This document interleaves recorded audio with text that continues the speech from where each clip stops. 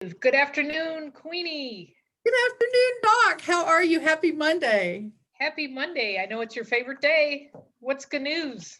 I absolutely can't wait to wake up on Mondays, and I really do mean that. And of course, everybody that I know goes, ew. So I'm always like, I love Yes. Mondays. I love Mondays. I can't wait to see what the week brings. And already I've had an awesome day. So how about you, Doc? I'm glad to see the sun shining, Yeah. For now, I will take it. It's supposed to be a warm day until, it turns and then we get snow. Yeah, everybody that sees or knows us from Kansas always goes, "You're getting snow in April?" Oh yeah, we are. Yeah, and they're just like, "Oh my gosh." That'll be a hysterical Facebook Live actually. But if it does snow tomorrow, as they predict, and I really am going to take a video because everybody that I know, even from across the globe, they always go, "What is the deal with your weather?" I'm like, I don't know. I have Well, absolutely no idea. just wait 5 minutes and it'll change. But hey, you know what today is, Queenie? Monday. Today is National Garlic Day. Wow. National Garlic Day. I think that's like the best day in the world. Plus, it's on a Monday. Could that get any better? I know it's an extra gift, special present for you, Yeah. only you. Yeah, seriously. And one of our friends in Australia actually posted yesterday, which would have been, I can't compute all this. Today, Yeah, aren't they? Yeah, we talked about that. they're a day ahead of us actually in Australia. And that's when I thought, oh my gosh, I've got to get some pictures for that. So I did some searching on the garlic piece. And because I absolutely love it. If anything is going to get me in the kitchen, it will be garlic. If I get to cook with it, if I get to whatever with it, saute, all that stuff. And Doc, do you remember this? Yes, When I do. you brought over the fantastic garlic from your garden and the fantastic red onion from your garden, I went, oh my gosh. And I literally roasted all of that in this fabulous olive oil that I get from Olive Tree over in Overland Park. And absolutely, this house smelled so amazing. And then, of course, everybody goes, what did you do with it? And I literally smashed it and ate it. I love Yep. That's this. like your favorite, isn't it? I absolutely love it. I need nothing else. And I mean, seriously. And of course, the house reeked, and probably so did I, but nobody was around, so it didn't matter. Nobody ever noticed. It was just No, like, oh my gosh, I love this. Now, tell us about you did a YouTube or something about your roasting garlic. What are those behind you, actually? those are the garlic cloves. Okay. And those are actually there I've got, and I didn't take any pictures. I probably should have, but I'm actually drying the last, second to the last portion of garlic that I picked last year, Oh my when God. everything came in. And I dry this, and actually I just took a picture of, I break up apart the garlic bulb and put it in my dehydrator, and it's still drying. It takes about 24 hours for it to dry, and then I just grind it into garlic powder. And we I put bet it your on house everything. smells amazing, It does. It smells like garlic.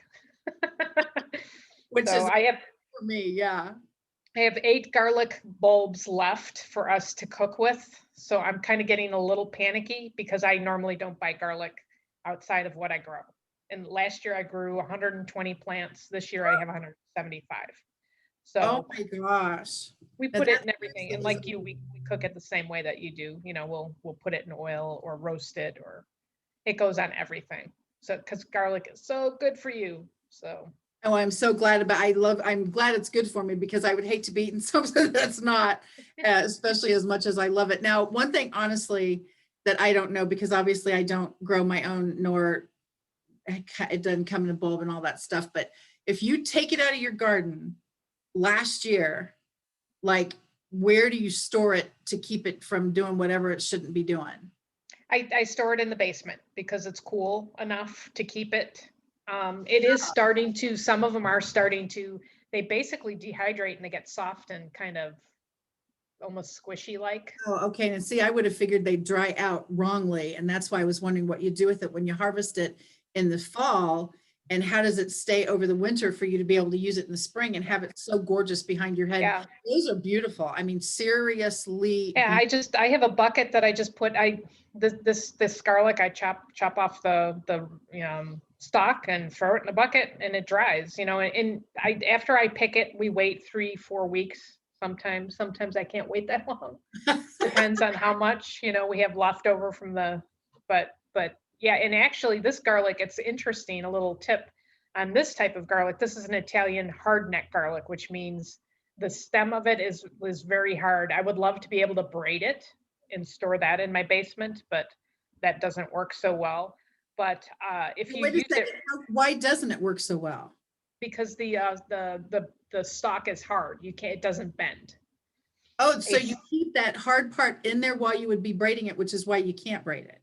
right, yeah, because it just doesn't. It's not flexible. The soft neck, you can braid a soft neck garlic, but yeah, no. If you use the garlic right away, the type of garlic I use, it's spicy. It's very spicy. Oh, wow. And I've actually burned my fingers on the juice from the garlic when I've been slicing it. Well, and I'm like a spice one, so Seriously? yeah, it was kind of weird. I didn't expect that to happen, but it was spicy. We let it age, as they say. We let it age about a month. They say 4 to 6 weeks. Some people, we let it age about a month, and that takes a little bit of the spicy off. So Holy moly. Now, see, once again, I love to eat it. I love to roast it, but the rest of that is all up to you. And I never knew about the spice on the juice part. That's well, new. it was interesting. The night I was actually slicing them to put them in the dehydrator because I was trying out different methods of drying it, and my fingertips got burned. And I don't do dairy, so I had dairy does take the spice. I had nothing to put my fingertips in, so we're right down the street from Walmart. We jumped in the car. It was like 10 o'clock at night, of course. Yeah. And I bought a little thing of sour cream and stuck my fingers in it, and that stopped the burning. But yeah, I burned the tips of my fingers. That's how spicy it was. It was kind of crazy. Since you brought that up, you don't do dairy. So I remember in the olden days, if anybody got a burn, we had something called spray foil, like some kind of funky aerosol that you squirt, and it was oily, but that's not what we use mostly. But I remember butter. You don't do butter either, like you could. We do have butter. We do have butter, and I didn't even think about that. When that had happened. I was just wondering about that because I do think that I have put butter on a burn before. And so I don't know about a spice burn necessarily because the cold of the sour cream probably worked out great. But that's a funny thing. You don't do dairy, therefore you didn't have the dairy. I was just like, what do I do? Didn't even think about because we do occasionally cook with butter. So yeah, I mean, I could have stuck my fingers in the Well, but you also do plant-based butter too, though, right? Yes. Mm-hmm. So that still wouldn't have worked as far as the actual real, probably. No, I had almond milk. I tried almond milk. It didn't work. There's something about that dairy that actually really something about that dairy, yeah. But I remember when you brought over the garlic, and I had never, I mean, seriously, I had never known, since I have only bought garlic from a store, that middle stalk thing, is that what causes the garlic to be spicy? Like, what is the reason for the hard neck part that gives a different variety of the garlic? I don't, it's just, I guess it's the way God made. There's two different kinds. The kind you get in the store is usually a soft neck. And a lot of times it's an elephant type of garlic. There's so many different kinds. I chose a hard neck variety because I grow it over the winter time. I pop my garlic cloves, the guys you see behind me, in the soil in mid-October, and let it winter. And I'll have to bring a picture next time. It's up about a foot right now. Oh my God. And it'll be. I'm sorry, you planted 175 last year? Yes. Wow. I just recycle. I recycle what I have. And I have the big garden beds. So that's an 8 foot by 4 foot garden bed that I plant them in. So. Oh my gosh. So we love our garlic, don't we, Queenie? We do indeed, Doc. I love that so much. So to everyone watching with us today, thank you for joining us on National Garlic Day. And Yes. the fact that it's a Monday is just an added bonus. So this is super, super fun. I really do. I seriously love that. And so if you want a good sniff, go to Doc's house and smell the garlic that's dehydrating in her kitchen as we speak. That is so cool. So I have some Doc and Queenie business to take care of before we really get into things outside Okay, of you the better garlic. take care of that. What's up? So I like to throw out questions every once in a while. And last week I had a question. I had a friend of mine, actually our mascot's mommy, Miss Bev down in Florida, show me a picture of a fish that her brother caught. And there were some good guesses. There were people that said it was a fish. Yeah. And so I wanted to reveal, and of course, I'm not sure how much everybody can see on the, it's That a is kind of cool. Yeah, kind that is kind of a super cool. funky looking fish that Wow. is called a bowfish. And you can usually find those in swamps and backwaters and all that. She lives on a lake, and they actually caught him, I do believe, on there's a little tributary, little river. And the funky thing about this fish is it can breathe air. So it comes up, it's got what they Oh, call an no, air bladder. come on. It'll come up every once in a while to breathe air. But a lot of times they say that bass fishermen, fisherwomen catch this kind of fish, and that actually what is in their lake is mainly bass, and that's when we go fishing, that's what we fish for. And her brother caught this, so it was a lot of good guesses, but it was a weird looking fish. And she said you can't eat it because it's almost like jelly, like a jellyfish kind of like. Wow. So but Okay, now yeah. that's bizarre. You can't, something that big, because when you posted that picture, I thought, holy moly, that's going to feed a family for at least one meal. And you can't eat that. That's a bummer. Mm-mm. And they get really big. They get about 3 feet long is the record. In Florida, the record is 30 inches, 10 pounds. That's a big fish.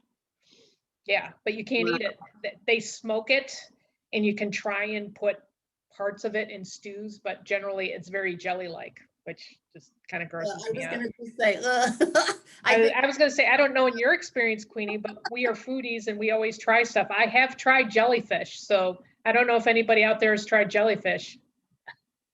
no, that is not a good fit for me. And my favorite food on the planet is salmon. And I actually have roasted baked salmon with garlic on top. So I can do that, but a jellyfish does not sound like a good fit for me. Well, I don't know. We had it at a Chinese restaurant, and they covered it in like a sesame seed oil. Okay. I couldn't get past the jiggling. It just, Oh, okay. All it was right. gross. I'm out. Yeah, I'm out.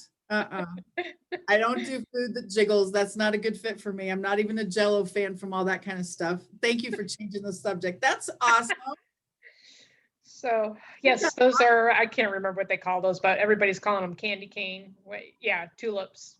So those are in my front yard. So Oh pretty my cool. gosh.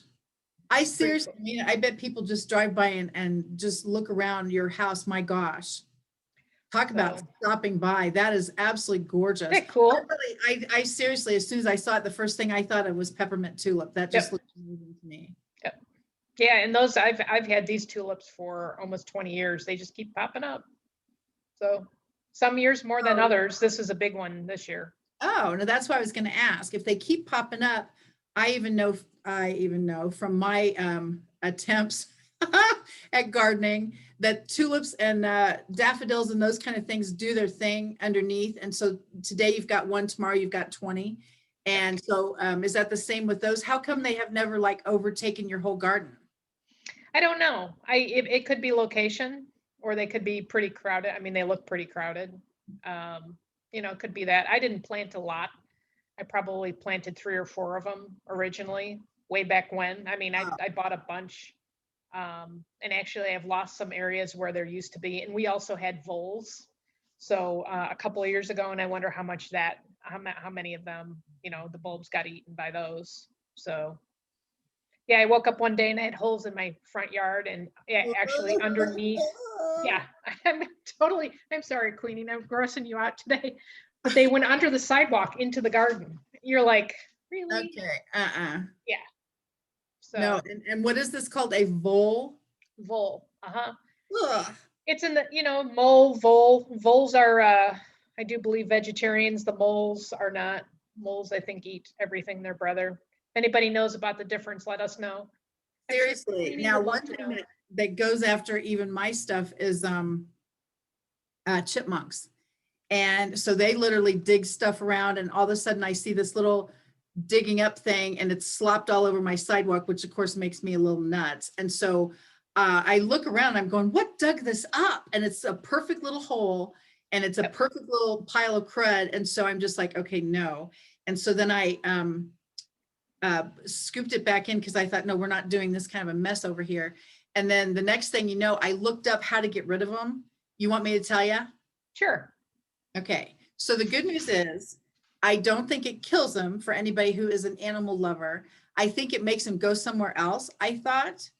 So you take mothballs and you pour the mothballs down the hole and then cover the mulch back up.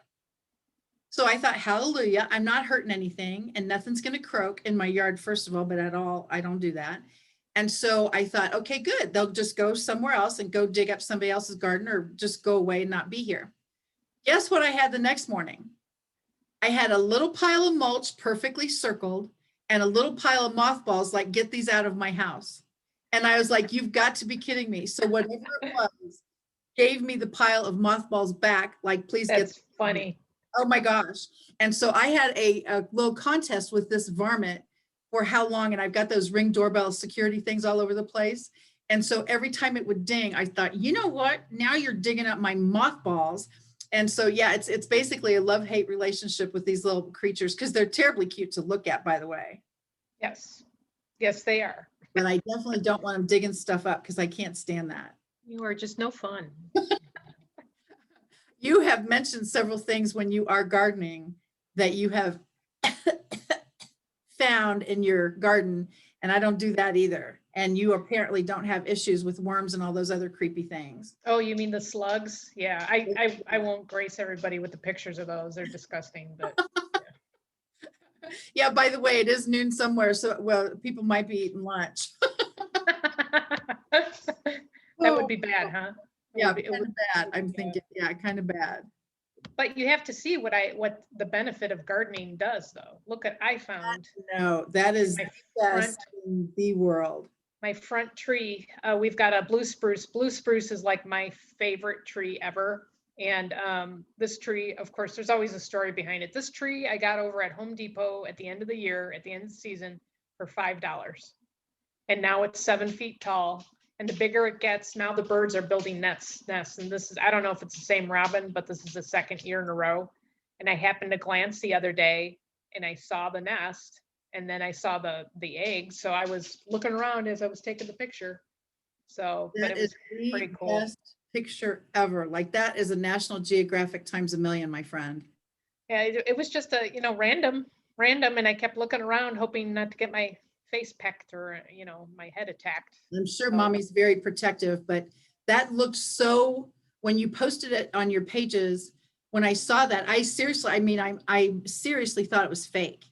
Like, that somebody had created it. Yeah. And No, that's real. when you said, no, this is actually in my yard, and I was like, oh my gosh, I think it's the best picture I've ever seen in my whole life, and I'm not kidding. I Thank just you. seriously Thank think you. it's amazing. And the Yeah. capture and the whole bit, the perfect of the nest is what kills me. Oh, it's amazing, isn't it? How did They're picking up twigs, and this is perfect. It's perfectly round. I mean, how on earth do they do that? I can't do stuff like that when I'm actually trying. And here a bird is making something perfectly round, perfectly sturdy. And I'm telling you, the times I have ever found bird nests like on the ground, Oh, those things are not coming apart. That is like Nope. an interwoven thing. It is like an actual it's house. truly a work of art. It really is. It really is. And you're like, do birds spit? Do they put spit on it to keep it together, or are they weaving with their little? Do birds spit? Okay, for everyone in the Doc and Queenie community today, we have a question for you. Do birds spit? That is a good We're one. back on the spit subject there. Dr. Queenie. Laura. Yeah, that is awesome. But I seriously, I cannot even imagine the intricacy of such a work of art. It's just beautiful.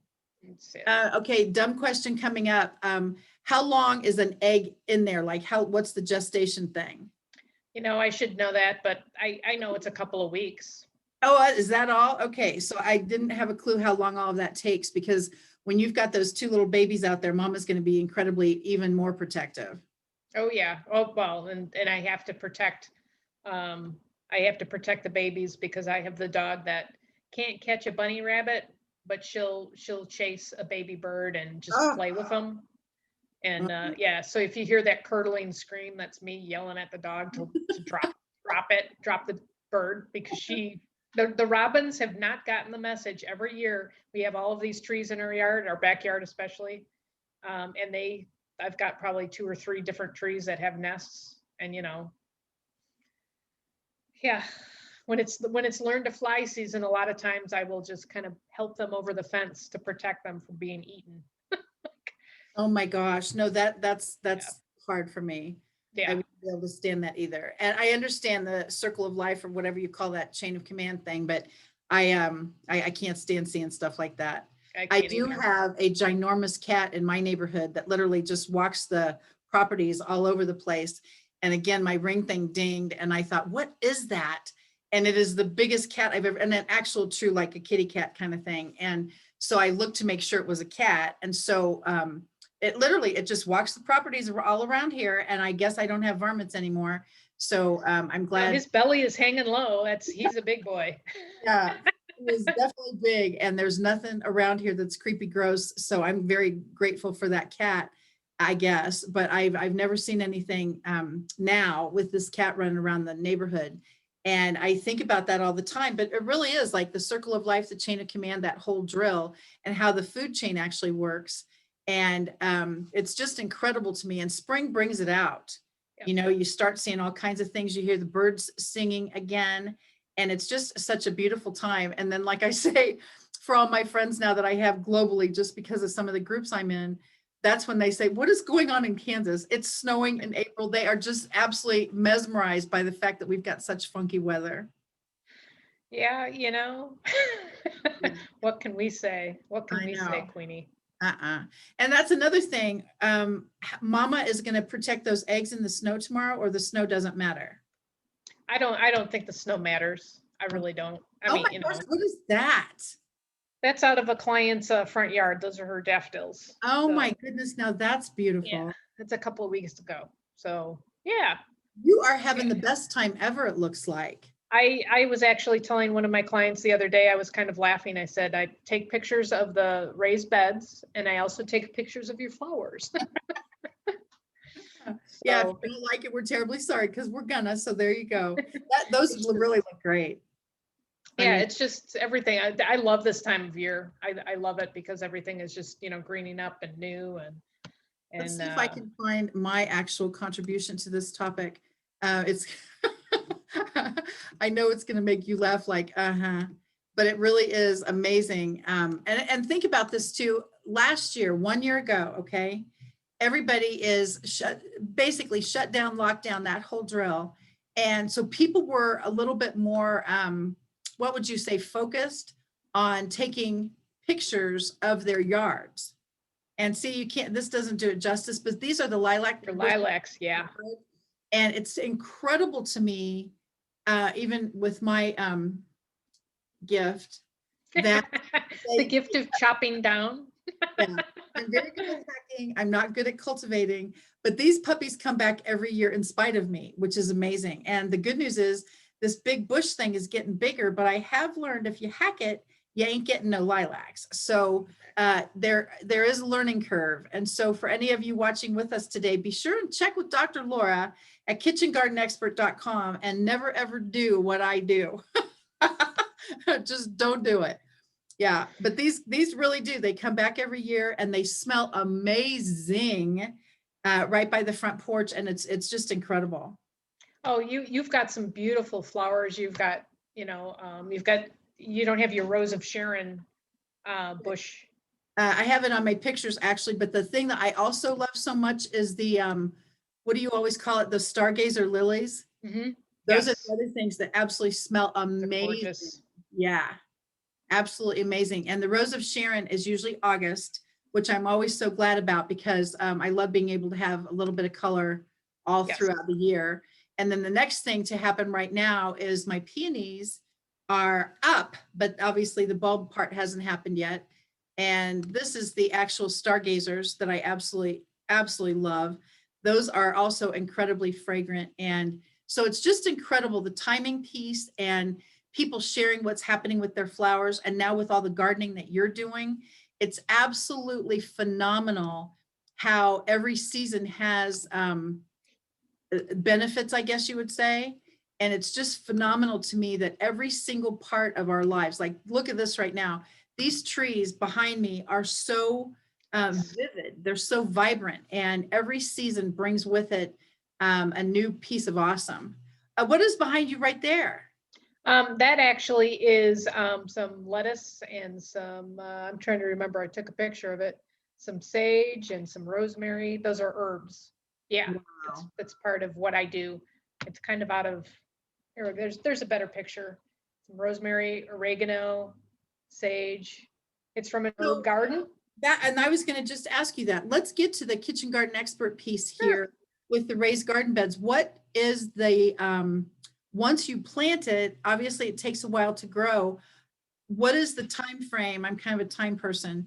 From the second you plant it and it starts doing what it does before you can actually eat it. Well, we're in the cool season. You know, we're about mid-spring, though tonight we'll think we're right back to winter. Um, yeah. Flip or pivot or turn. Yeah. So, you know, things like I've been planting. See, Oh, I that wish I looks could have a so good. better. I'm still working on these backgrounds, and I apologize, everybody, but you kind of get the gist. This is one of the gardens, the latest gardens I did. Right now, it's Amazing. sugar snap peas, lettuce, a lot of lettuces, kale. Pansies are out because pansies will withstand the cool weather. And they just, you know, they will grow until it gets, most lettuces until it gets warm. Warm meaning probably 60, 70 degrees. Wow. There are some lettuces that are coming out on the market that do withstand the heat, but generally all of them don't. Um, for me, you know, it's just a matter of, you know, when a lettuce plant is spent, you know, it's not going to produce as much, and then it's time to replace it. So I've already forgotten the question because I sidetracked myself so I bad there. just wondered how long from plant to eat, because I'm kind of a time frame girl, but once you pick the lettuce, it grows back again Yeah. underneath. hmm Oh, now Mhm. that would be cool. I could handle something that repopulates, Yeah, actually. I usually snap off the leaves and it'll regrow. It'll get bigger and it'll also regrow. So Wow. yeah, the lettuce, you know, you can eat the lettuce from the time it's, you know, sprouted. It depends on the kind of lettuce and when you want to pick it. I actually this year did seeds and also transplanted some little like romaine plants, which you can kind of see in the background here. There's little romaine behind me. Um, and those, I mean, I could pick those now if I wanted, but there's, you know, there's not enough for a salad or any of that. Right. But yeah, the lettuce you can do anytime. The kale, you've got to kind of wait until it matures a little bit. The snap peas, of course, until the pods and all of that form. And those take a couple of weeks, but it's not too long. Oh, I It's was not. going to say that's not long at all. And my brain was going to the garlic stuff. Hello. Back in the fall when you planted it and you don't get to harvest it till now, I thought there's no way that you're going to do that with rosemary and basil and all the things that you grow if you're going to have to wait that long. So it's certainly quicker for the lettuce and all that stuff. Yeah. Actually. And then I keep my garlic separate from everything else. You know, I could plant it in the boxes. It could have been planted. And they really don't take up much room. They're kind of like an onion. They really don't take up a lot of room. And that could be planted in the boxes for sure. I just didn't, I put it in my, I've got older boxes that we built probably 10, 15 years ago that's Oh, where I right. plant everything. So So these boxes really last a very long time. yes, they are made out of cedar. And cedar, I had one gal tell me they had a cedar deck that lasted, it was still going strong at 30 years old. So, um, and that's what, like this, oops, my Oh, chair wow. is in the way now. This garden box, is all cedar. And that's what we choose to use, you know, for longevity. Wow, that seriously looks amazing. Now, I realize, and I get this, I'm an overnight success and it only took 13 years, but I understand you've literally been gardening all your life, like 40 Well, years worth of garden, garden, garden. You've got so much in your head. How much, or how would someone, once you plant the garden, or someone who had a garden question, how do they not only connect with you, but do you have papers or articles or something that people would know what to plant at this season? Don't forget to water. You have to weed this. Don't pick this too soon. Where's the how-to part for us? Because there might be a couple other people on the planet that don't know diddly about this. well, if you are a client, I usually, will, as the season progresses, as we go, give you literature on things and, that kind of thing. I'm working on my website. There will be resources, and I apologize because this is still, fairly. What? Yeah, you've been doing it for 3 weeks now. What's the problem? Yeah, I'm just kind of like drinking out of a fire hose because Yeah. I've been so busy, but there is that. And then I've got my YouTube channel, which I've got a lot of little gardening tips on there. Okay, excellent. Yeah, that's where I was. Handouts if you're a client. And then I also offer what we call maintenance plans, which if you've never been gardening, or if you just want somebody to check in once a month, we'll come out and help with that. So, it's whatever level. I try to meet people where they're at. I don't try to shove too much information down their throats or assume that they know how to garden. It's yeah. But yeah, I just try to keep, I've got a bunch of handouts for people, what you can grow and how to water and all of those kinds of things. So Yeah, it's been a lot of fun. You're having a blast, and it shows all the clients that you've been working on, the fact that you've got such an incredible waiting list now. Everybody wants one of these, and it's the coolest thing in the whole world how your system is just so perfect. And I love that. And of course, then there's me. The big joke in the family has always been ask her where spaghetti comes from. And I'm just like, I don't know, a spaghetti tree. I mean, how does that work? And somebody's like, you're kidding. And I said, I don't know, you get it at the store. And somebody actually told me that they made pasta. And I thought, well, there you go. That's another kitchen opportunity that's never going to happen. And that's really the truth. Where does it come from? I have absolutely no idea. The store is my pat answer. And but in my family, it's one of those things. How's that spaghetti tree growing for you there, pumpkin? And so, yeah, it's just not my thing. And you are so good at it. But that's why I was wondering, with all of this in your head, that would be like an encyclopedia series to be able to get all of that on a written document. Thank you. Well, it's just, it's like networking, Queenie. You've been networking for a few years. Yeah, just a few. Yeah. And you've written a few books about the subject matter, especially where we're at right now with oh gosh, PQ almost, I guess. It really, yeah, almost. Wouldn't it be nice if post quarantine was really post quarantine? Yeah. Some of the countries that I get to network with now are locked down, and some of them are re-locking down because everything was getting a scooch better in their country, and now it's like, sorry, back down you go. And so it really is one of those things. What would we have done? Can you imagine? What would we have done, not only without the internet, but Zoom? And I always tell people I was Zooming before it was cool, because not all my clients for my water company are local. And so I have been installing machines and all kinds of stuff on Zoom for several years because, like I say, it's not a hands-on, I can't fly to wherever you are. Once you get your unit to install it, what would we do without Zoom? Can you just imagine? And it's been so amazing, not only to keep us together as far as, being able, you can't meet in person anymore. And now we need something to keep the groups together as far as the networking piece, and certainly everybody's business is thriving. Where would we be without it? Can you imagine? And you're posting, by the way, my friend, and your YouTube channel for all of the things that you're cooking and what's cooking at Doc's and all of those things. All of those have been not only learning, but you can almost smell some of the flavors that you've done. I think you did onion soup one time, and that was incredible because the way that you described how you did it was literally, it was almost like smell-o-vision. Well, if I could figure that out someday, maybe you know, we could do smell-o-vision. Yeah.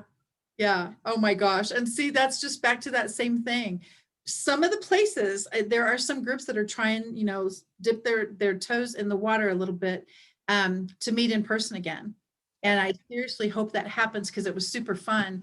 But I will say, networking online has been so efficient. You can go to Yes. 3, 4 groups in a day, and you don't have the travel back and forth and the time lag from a standpoint of luncheon being served and those kind of things. It's incredible how much more efficient networking has gotten, with all the online groups now. Well, and what we've said over and over, this picture is a great example. We met through networking. We Yes, met through the absolutely. face-to-face. I'm Yeah. sure if I was networking online before, I probably would have met you because I've heard that you kind of have been networking for a while, Mhm. especially in this area. Yeah. I'm not Somebody really said sure. popular, I know, and I said notorious. So yeah, you're so popular. I said, yeah, it's just notorious. Don't worry about that. Yeah. Yeah. But that, look how fun that has been. We talked earlier about Michelle Cruz, with Legal Shield, having her Ladies of Justice event tomorrow night, in April. If you're watching this on the replay, sorry, but it's April 20th at 7 o'clock Central Time. And Ladies of Justice has kept everyone together, and Yes. Coffee Club and some of the other groups that are going on still. And it's just so amazing to think how people have met. And Doc, I remember ours is July 26th, actually, of 2019. So that's almost 2 years. Now think about the cycle of how that has worked in these 2 years, all the changes that have been made in networking. And my question to people always is, have you punted and pivoted with the changes that we've experienced? Now Right. look at you, because I know what that is. That is your logo for your podcast. My podcast, and that was a punt or a pivot. Yeah, because remember, we in our networking meetings, people would ask me, "So how you doing? What are you up to?" "I'm on vacation." Yes, you Oh, said that for so long, and people were like, gosh, how long is your vacation? Long as I want it. yeah. But as a result of my vacation, I jumped into the podcasting. And actually, it used to be called Mighty Morning Moment, but now it's all about food because I've done a little pivot with adding the gardening piece to everything, and it's still the soul, body, spirit Yes. perspective of where's my training, as a naturopath. But I tie that into how to grow food with the gardening, and how are you It thinking all, affects your body. I mean, it seriously all Yeah. fits. And from the Mighty Morning Moment to It's All About Food, the transition piece is, people were inspired by the Mighty Morning Moment message. And it was one of those things we had to have. And then I watched this happen. You saw, and maybe because of me, but you Uh-oh. saw the need for people with food questions. Mhm. What Yeah. does it matter if I eat organic or not? What does it matter if I eat dairy and gluten and sugar or not? What does it matter if I this or something? And you took that need that you saw with some of the groups that you're in. I watched it happen. And all of a sudden you realize that just because it's all in your head, so many years worth, that this is how you were raised, not everybody was. And you took it and marketed that as a company, as a business, as a podcast. And look at you now, my friend. I mean, my goodness. Thank you. Yeah, no, it's been a lot of fun. And this is the gardening, as you know, Queenie, and I don't tell many people this, but I guess maybe I just did. I gardening and growing food, and we are foodies in our household. We love cooking and trying new things, and the gardening piece is just right up my alley. I mean, I love it. If yeah, I love being out in the dirt, outside. I mean, I've even was last week before. I mean, even I was outside in layers. It was 35 degrees several mornings in a row. Yeah. But I just love what I'm doing. I love helping people, and I love giving them something that's really, it's an investment. The kitchen garden, the gardening, it's an investment in yourself. It's an investment in enjoying the outdoors. It's an investment, you know where your food's coming from. I mean, it all, like you said, it all ties together. It It's definitely part does. of, I really love that. living. And I mean that with all my heart, because you have totally explained how the soul, body, spirit piece. It's all about food piece, everything being connected. And for now, you to be able to not only teach that, but install garden boxes for people, kitchengardenexpert.com. I really mean it. It has been very, very awesome to see you flourish in this capacity. The only problem is we're never going to see you again because you're I doing know, because I'm busy. And at the end of the day, I'm tired. Yes, But I love it. You know, it's like that. I love it. Where's Doc? She's either in the dirt somewhere or sleeping. Yeah, basically. Yeah, I can imagine. Well, and speaking of timing always, we are out of time again. And so take us home, Doc. This has been so amazing. And I'm not going to say SNOW again, but yeah. Yeah. And I just took all my background, all my winter backgrounds off. Darn, I should have kept one on. I don't know. Well, anyways, thank you everyone for joining us, whether it's live or on the replay. You can reach out to Kathy or myself or Queenie or Doc at Kathy Weaver KC. She's on YouTube, Facebook, LinkedIn, Instagram, Twitter, I do believe. You can reach out to me on Kitchen Garden Expert. Same kind of platforms, Facebook, YouTube, and then my It's All About Food is my podcast, which is on Spotify and Google Podcasts and those types of places. We hope you guys have a great rest of your day. And here in the Kansas City area or whoever has gotten snow, I'm sorry. And hang in there. Stay tuned on my Facebook page because I'm going to do a little reminder of what we need to do with our gardens that we just planted a couple of weeks ago to keep them protected from the heavy snow that we're going to be getting. So take care, be blessed, and we will see you hopefully this Thursday at Doc and Queenie Bible Trivia at 7 p.m. off of our Facebook page, our group page, or next week, Monday at bye, man. Take care. Bye, Queenie. Bye, Doc. Thanks, Bye, everyone. Bye.